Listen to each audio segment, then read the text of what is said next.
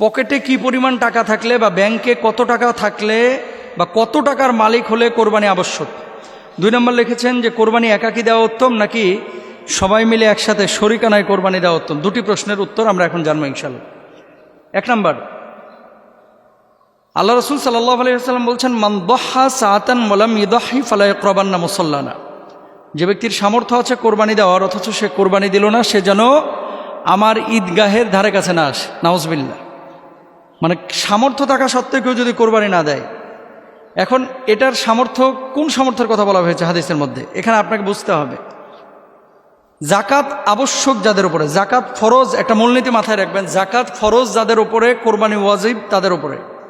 তবে জাকাতের নেশাবটা 1 বছর থাকা জরুরি। কোরবানির নেশাব 1 বছর না, মাত্র 3 দিন থাকা জরুরি। এটা আপনাদেরও জানা দরকার। কয়দিন থাকা জরুরি? 3 দিন। কোন 3 দিন? জিলহজ্জের 10 তারিখ, 11 তারিখ এবং 12 তারিখ। এই 3 দিন যদি পরিবারের খরচের বাইরে নেশাব পরিমাণ সম্পদ আপনার কাছে থাকে। নেশাব কি? 52.5 তোলা রৌপ্য, 7.5 ভরি স্বর্ণ। 7.5 ভরি স্বর্ণের মূল্য কত?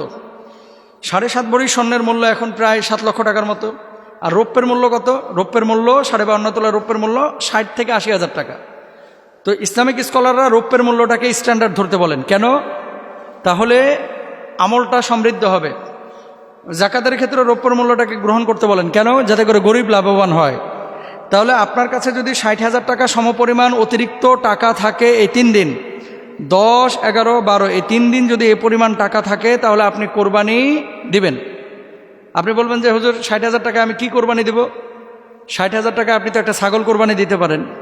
20,000 টাকায় ছাগল পাওয়া যায়, 22,000 টাকায় ছাগল পাওয়া যায়, 15,000 টাকায় ছাগল পাওয়া যায়। আর আপনি যদি বলেন যে না আমি দিব না, তাহলে বোঝাপড়া আল্লাহর সাথে হবে আপনার। এখানে তার হুজুর জোর করে আপনাকে বলতেছে না যে জবাই করেন।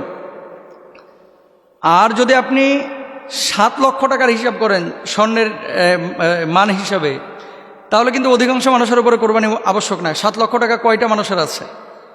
অধিকাংশ মানুষের উপরে কোরবানি আবশ্যক না। কিন্তু রাসূল সাল্লাল্লাহু আলাইহি ওয়াসাল্লামের হাদিস, যে সামর্থ্য নেই তারপরেও যদি কেউ ম্যানেজ করে কোরবানিটা দেয়, আল্লাহ সুবহানাহু ওয়া তাআলা ওই কোরবানির সওয়াবও দেন। সুবহানাল্লাহ। এখানে আরেকটা বিষয় আছে, কোরবানির সওয়াবটা কি? যেই পশু আপনি জবাই করতেছেন, এই পশুর রক্ত গড়ে মাটি স্পর্শ করার পূর্বে আল্লাহ রাব্বুল আলামিন আপনার জীবনের গুনাহ খাতা মাফ করে দেবে। সুবহানাল্লাহ বলেন। এবং প্রত্যেকটা পশমের বদৌলতে আল্লাহ সুবহানাহু ওয়া তাআলা একটা করে সওয়াব দেবেন। এক্ষেত্রে কিন্তু মানুষ উদাসীন, বুঝছেন? যখনই জাকাতের বা কোরবানির কোনো ফাংশন আসে, তখনই মানে ওই কৌশল অবলম্বন করে, আমি ঋণগ্রস্ত, আমার তো টাকা কাছে নাই, আমার তো টাকা ডিপোজিটে পড়ে আছে, আমার তো পরিবার চালাতে সমস্যা হচ্ছে। পারলে দিবেন। সওয়াব কার না দরকার আছে ভাই? সবারই তো সওয়াবের দরকার আছে। তাহলে আমরা নেশাব জানলাম যে কত টাকা বাংলাদেশি টাকায় থাকলে তার উপরে কোরবানি আবশ্যক। আমরা পাইলাম 60,000 টাকা রৌপ্যের হিসাবে এই পরিমাণ টাকা যদি থাকে কারোর কাছে, তাহলে তার উপরে কোরবানি আবশ্যক। এবার আসেন, শরিকানায় না এককভাবে কোরবানি দেওয়াটা উত্তম? দ্বিতীয় প্রশ্নের উত্তর, শরিকানা কেউ আছে হুজুর, শরিকানায় কেউ আছে সুদখোর, শরিকানায় কেউ আছে হারামখোর, শরিকানায় কেউ আছে ঘুষখোর, শরিকানায় কেউ আছে হালাল হারাম মিশ্রিত অর্থের মালিক। এখন যে মানুষটাকে আপনি শরিক নিচ্ছেন, সে মানুষটার পূর্ণাঙ্গ ইনকামের ধারাটা, এটা কিন্তু আপনিও জানেন না, আমিও জানি না। এটা সম্ভব না জানা। কিভাবে সম্ভব বলেন? এটা কিন্তু সম্ভব না। কেন সম্ভব না? কারণ হচ্ছে ও কোন জায়গায় হারাম নিয়েছে, কোন জায়গায় হালাল নিয়েছে, এটা তো আমি দেখে আসছি না। আপনি ধরেন হালাল টাকায় পশু কোরবানি দিচ্ছেন, একটা গরুতে 1 ভাগ নিয়েছেন, আরেকজন সুদ করে 1 ভাগ নিয়েছে। মাসালাটা নিয়ে যদিও মতবিরোধ রয়েছে, কিন্তু হানাফি মাযহাবের অধিকাংশ ইসলামিক স্কলাররা একমত যে এক্ষেত্রে এই হারামখোরের কারণে সবার কোরবানিটা প্রশ্নবিদ্ধ হয়ে যাবে। তবে মিশরের কয়েকজন ইসলামিক স্কলার তারা বলতেছেন যে না, যে ব্যক্তি হারাম খেয়েছে শুধু তার কোরবানিটা হবে না, আর যিনি হালাল খেয়েছেন তার কোরবানি হয়ে যাবে, কারণ তিনি তো আর জানেন না। তাহলে সেক্ষেত্রে আপনাদের কাছে আমাদের রিকোয়েস্ট বা পরামর্শ, সেটি হলো, দেখেন গরুই কেন আপনাকে কোরবানি দিতে হবে? গরুই কেন আপনাকে কোরবানি দিতে হবে? গরুর ভাগ এখন মিনিমাম 15,000 টাকার নিচে সাধারণত কোনো গরুর ভাগ নাই, ছোট গরু হলো। আর ম্যাক্সিমামই 25,000, 22,000, 23,000 এরকম। তো আপনি 25,000, 22,000 টাকা দিয়ে এক ভাগের টাকা দিয়ে কিন্তু একটা ছাগল পান। আল্লাহ রাসূল সাল্লাল্লাহু আলাইহি ওয়াসাল্লাম অধিকাংশ সময় তিনি কিন্তু দুম্বা কোরবানি করেছেন, মানে এই যে ছাগল জাতীয় পশু কোরবানি করেছেন।